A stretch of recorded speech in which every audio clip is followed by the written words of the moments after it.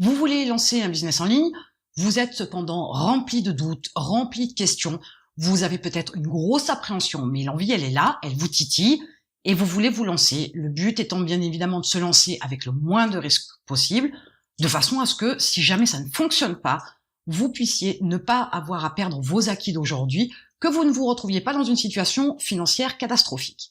Alors je vais vous donner quelques indications qu'il faut prendre en considération pour pouvoir lancer votre business en ligne avec le moins de risques possible. Tout d'abord, vous devez vous lancer sur un marché porteur. Ça veut dire qu'il va vous falloir faire des recherches. Alors des marchés porteurs, il va y avoir par exemple la santé ou le développement personnel. Il y en a tout un tas d'autres. Vous devez faire vos recherches en fonction de ce qui vous plaît, de ce que vous avez envie de faire, du type de produit que vous voulez vendre, etc. Il est important que vous compreniez que vous ne devez pas vous lancer sur un marché qui est restreint, un marché qui n'est pas porteur, un marché qui n'est pas mûr. Pourquoi ? Parce que vous allez prendre des risques. Donc, partez sur une base simple en vous lançant sur un marché qui est porteur. Vous pourrez toujours par la suite, dans quelques années, une fois que vous aurez réussi ce premier business, vous pourrez vous lancer sur tout un tas de marchés différents qui vous feront plaisir, qui vous feront envie, qui auront un marché restreint, etc. Mais pour l'instant, au démarrage, pour pouvoir lancer votre premier business en ligne, vous devez rester sur un marché qui est porteur. Et pour cela, vous devez faire des recherches. N'imitez pas vos concurrents, n'imitez pas ceux qui ont réussi, vous devez vous en inspirer, ça doit vous aider à lancer un business, mais surtout ne les copiez pas, ça ne sert strictement à rien.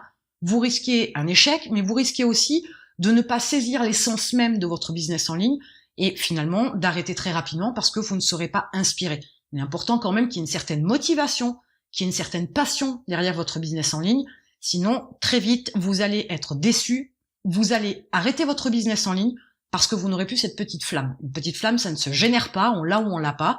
Mais en attendant, il faut l'utiliser pour pouvoir développer son business, parce qu'il y a des périodes difficiles, il y a des périodes creuses. Il faut garder cette motivation-là, et sans passion, sans petite flamme, pour pas parler non plus de passion dévorante, mais sans cette petite flamme-là, vous aurez beaucoup de mal à passer les périodes difficiles, les traversées du désert. Vous devez aussi partir du principe que vous devez avoir des produits simples. Ne vous lancez pas dans de l'innovation technique. Pourquoi ? Parce que ça vous coûterait un certain budget, et l'idée, c'est de se lancer quand même avec le moins de risques possible. Donc, partez sur des produits très simples, voire même des produits de la vie courante que vous pourriez trouver dans votre appartement, dans votre cuisine, dans votre salle de bain, par exemple, si on est sur du produit physique, de la marchandise, mais trouvez des produits qui ne sont pas à développer, trouvez des produits que vous ne devez pas innover, que vous ne devez pas développer techniquement, de façon à ne pas avoir d'investissement sur cette partie-là. Il y a tout un tas de produits accessibles selon le marché sur lequel vous voulez vous positionner, donc ne cherchez pas compliqué, positionnez-vous sur des produits les plus simples possibles, de manière à n'avoir aucun investissement en termes de développement.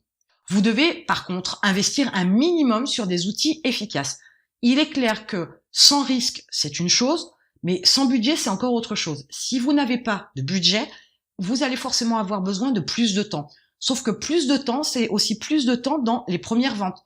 Plus de temps aussi pour atteindre l'objectif du développement minimum qui vous permettrait de pouvoir retirer un certain montant tous les mois, voire d'en vivre. Donc, il vous faut absolument quand même investir un minimum dans des outils qui soient efficaces. Des outils qui vont vous faire gagner du temps, des outils qui vont vous faire paraître plus professionnels, des outils qui vont vous permettre d'être plus efficaces, par exemple, dans votre communication. Mais là, ce n'est qu'une histoire d'argent sur des petits montants, donc le risque est quand même moindre que si, par exemple, comme je vous le disais précédemment, vous investissiez un gros budget dans le développement plus technique, dans l'innovation sur un produit. Vous ne devez pas non plus vous lancer dans la publicité. Pourquoi ? Parce que si vous n'avez aucune connaissance et que vous n'avez pas forcément un gros budget, il faut savoir que vos premières publicités, et je ne parle pas là en termes de montant, mais forcément, vous allez faire des tests. Et les tests coûtent de l'argent. Et les tests vont être nombreux. Les résultats ne seront peut-être pas à la hauteur de ce que vous attendez. Du coup, l'investissement en argent va très vite grimper pour des résultats que vous n'aurez pas, ou du moins que vous espérez, mais que vous n'atteindrez pas, parce que vous n'avez pas de connaissances en publicité, parce que peut-être que vous n'avez pas assez de recul, pas assez de chiffres, pas assez de données sur votre cible, votre marché, vos produits. Du coup, là, vous allez vous lancer dans quelque chose de périlleux, quelque chose qui va vous engager financièrement et quelque chose qui ne va pas forcément vous donner les résultats escomptés.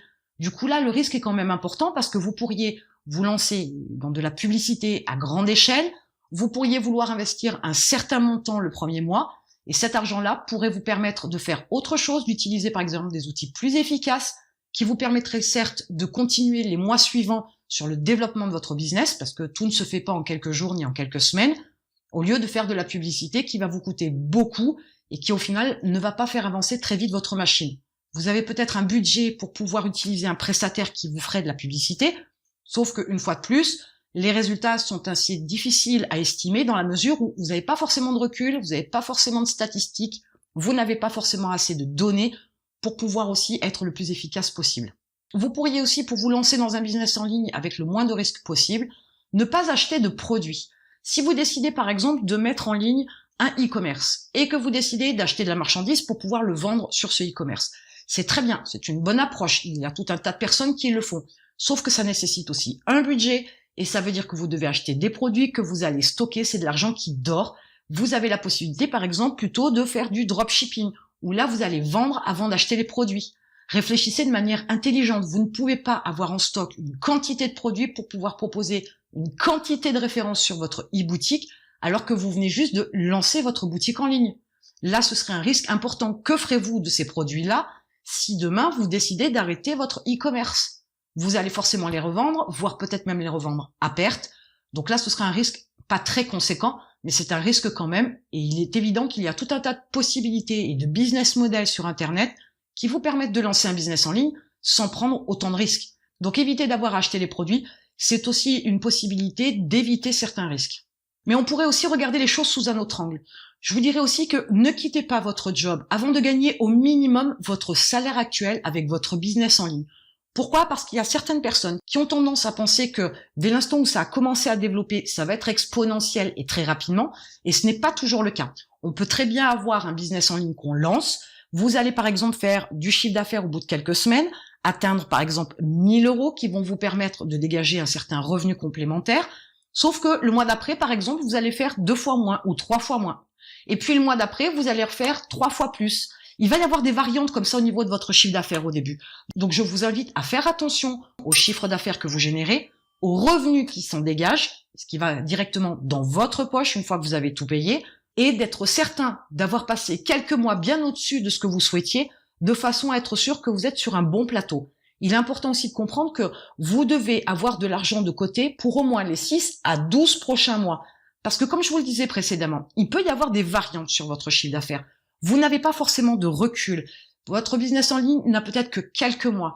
Il y a tout un tas de paramètres à prendre en ligne de compte. Il y a les vacances, il y a les saisons, il y a les éléments extérieurs, il y a l'actualité. Tout ça peut faire varier du simple au triple, à l'augmentation ou à la baisse.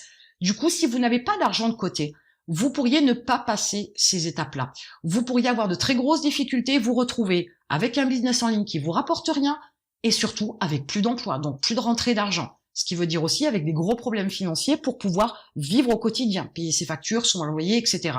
Donc, partez du principe que il vous faut avoir un certain montant de chiffre d'affaires et donc un certain revenu dans votre poche régulièrement pendant quelques mois pour être sûr que vous êtes sur une bonne lancée. Et ensuite partir du principe qu'il vous faut au moins de l'argent de côté pour les 6 à 12 prochains mois pour pouvoir assurer en cas de coup dur. Ça peut arriver à n'importe qui, ça peut arriver pour n'importe quoi. Donc il faut prévoir ça absolument de façon à ce que vous soyez tranquillisé dans votre tête.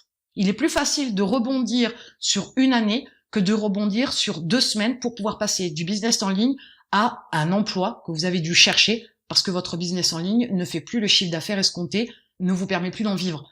Donc prenez en considération que pour avoir le moins de risques possible, vous devez être proactif, vous devez anticiper, vous devez réfléchir à votre business en ligne, vous devez réfléchir comment vous allez travailler, vous devez réfléchir comment vous allez vous organiser. Si vous ne travaillez qu'1 heure par semaine, c'est certain que vous n'allez pas prendre beaucoup de risques. Par contre, il est certain qu'avant que vous fassiez du chiffre d'affaires, il va s'écouler énormément de mois, voire énormément d'années. Donc votre implication, elle est aussi importante, autant dans votre démarche de motivation, autant dans votre démarche financière. Vous avez forcément besoin d'un minimum d'argent pour mettre en place votre business en ligne.